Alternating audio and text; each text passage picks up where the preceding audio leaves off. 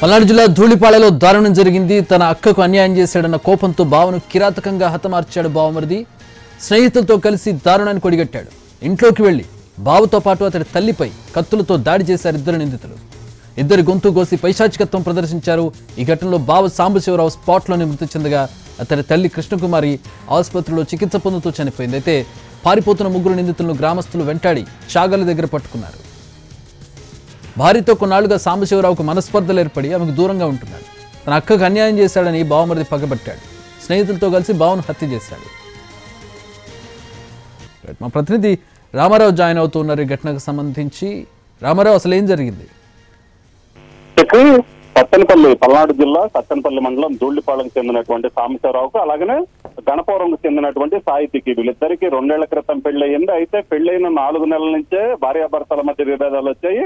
పెద్దలు ఎంత సర్ది చెప్పినా కూడా ఏదైతే వాళ్ళు కలిసి ఉండటానికి అంగీకరించకపోవడంతో పంచాయతీ చేసి విడాకులు కూడా ఇప్పించడం జరిగింది. అయితే ఈ నేపథ్యంలోనే సాహితీ తమ్ముడు ఎవరైతే ఉన్నారో రోహిత్, అతను తన బావ మీద కక్ష పెంచుకున్నాడు. సాంబశివరావు మీద తన అక్క జీవితం ఈ విధంగా నాశనం అవడానికి బావే కారణం అని భావించాడు. ఈ నేపథ్యంలోనే ఎలాగైనా సరే బావని హత్య చేయాలని కూడా భావించారు. అతని స్నేహితులు ఎవరైతే ఉన్నారో రవికుమార్, ఏదైతే చిలకలూరుపేటకు చెందినటువంటి రవికుమార్, అలాగనే అతని స్నేహితుడు మరో స్నేహితుడు జావేద్ అస్లం, సో వీళ్ళ ముగ్గురు కలిసి బావను హత్య చేయాలని ప్లాన్ చేశారు. 2 రోజుల క్రితమే ధూళిపాళ్ళ రావటం జరిగింది. అక్కడ రెక్కీ కూడా నిర్వహించారు. ఆ వీధిలో ఎవరు లేని సమయంలో ఒక్కసారిగా బావ ఇంట్లోకి ప్రవేశించారు. మొదట బావ సాంబశివరావు టార్గెట్ గా కత్తులతో దాడి చేశారు. బావ గొంతు కోసి అత్యంత దారుణంగా హత్య చేయడం జరిగింది. అతను స్పాట్ లోనే చనిపోయారు.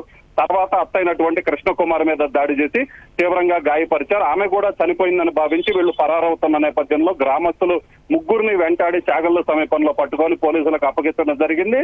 అయితే సీరియస్ గా ఉన్నటువంటి కృష్ణకుమార్ ని సత్తెనపల్లిలో ఫస్ట్ ఎయిడ్ చేసిన తర్వాత మెరుగైన వైద్యం కోసం గుంటూరు తరలించారు. గుంటూరు జీజీహెచ్ కి తరలిస్తున్న నేపథ్యంలోనే ఆమె కూడా మృతి చెందడం జరిగింది. దీంతో పోలీసులు ప్రస్తుతం ముగ్గురు నిందితులు ఎవరైతే ఉన్నారో హత్యకు పాల్పడినటువంటి రోహిత్ తో పాటు రవి, అలాగనే జావేద్ ఇస్లాం, సో వీళ్ళ ముగ్గురిని కూడా పోలీసులకి అప్పగించడం జరిగింది. వీళ్ళని పోలీసులు అదుపులోకి తీసుకున్నారు. దీనికి సంబంధించి ప్రాథమికంగా పోలీసుల విచారణలో తేలింది ఏదైతే కేవలం తన అక్క జీవితాన్ని నాశనం చేశాడనే పగ పెంచుకున్నాడు. అయితే దీనికి సంబంధించి పెద్దలు పంచాయతీ చేశారు. అలాగనే వాళ్ళిద్దరికీ విడాకులు కూడా మంజూరైనటువంటి పరిస్థితి ఉంది. సో ఈ నేపథ్యంలోనే అయినా కూడా తన అక్క కొన్ని రోజుల పాటు ఏదైతే బావతో దూరంగా ఉంటూ పుట్టింటికి వచ్చిన సమయంలో ఆమె తీవ్ర మనోవేదన అనుభవించింది. ఆమె ఆవేదనని తమ్ముడికి చెప్పడం జరిగింది. సో తమ్ముడు అప్పటి నుంచి కూడా ఏదైతే అక్క ఇంట్లో ఉండి బాధపడుతూ తన జీవితం నాశనం అయిపోయింది, తన జీవితం నాశనం అవడానికి కారణం బావ సాంబశివరావే అని చెప్పడం జరిగింది. సో అప్పటి నుంచి కూడా అక్క చెప్పిన మాటలన్నీ కూడా రోహిత్ మనసులో పెట్టుకున్నాడు. ఎలాగైనా సరే తన అక్క ఇంత మానసిక వేదన అనుభవించడానికి కారణమైనటువంటి బావ సాంబశివరావుని అయితే హత్య చేయాలని అప్పుడే నిర్ణయించుకున్నారు. ఇప్పటికే పోలీసులు రోహిత్ ను విచారించడం జరిగింది. రోహిత్ ప్రాథమికంగా పోలీసుల విచారణలో కూడా రోహిత్ ఇదే చెప్పారు. తన అక్క జీవితాన్ని నాశనం చేశాడు. పెళ్లైన తర్వాత ఏదైతే విభేదాలు రావడంతో తన అక్కను వదిలేశాడు.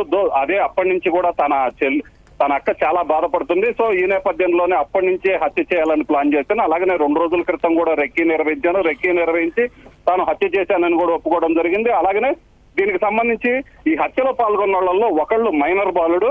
సో వీళ్ళందరూ కూడా స్నేహితులు. ఏదైతే రోహిత్ చిలకలూరుపేటలో పాలిటెక్నిక్ కి సంబంధించి కోచింగ్ తీసుకున్నటువంటి సమయంలో వీళ్ళిద్దరూ స్నేహితులయ్యారు. వీళ్ళిద్దరూ కూడా రవి, అలాగనే జావేద్ అస్లం కూడా చిలకలూరుపేటకు చెందినటువంటి వ్యక్తులు. ఆ కోచింగ్ తీసుకుంటున్న సమయంలోనే వీళ్ళు స్నేహితులుగా మారారు. సో వీళ్ళు ఇప్పుడు ఎవరైతే ఉన్నారో వీళ్ళిద్దరు స్నేహితులతో కలిసి ఇతను వచ్చి ఇప్పుడు దాడి చేయడం జరిగినట్టు పోలీసులు ప్రాథమికంగా నిర్ధారించారు. Chakri. All right, thanks for the updates Ramarao.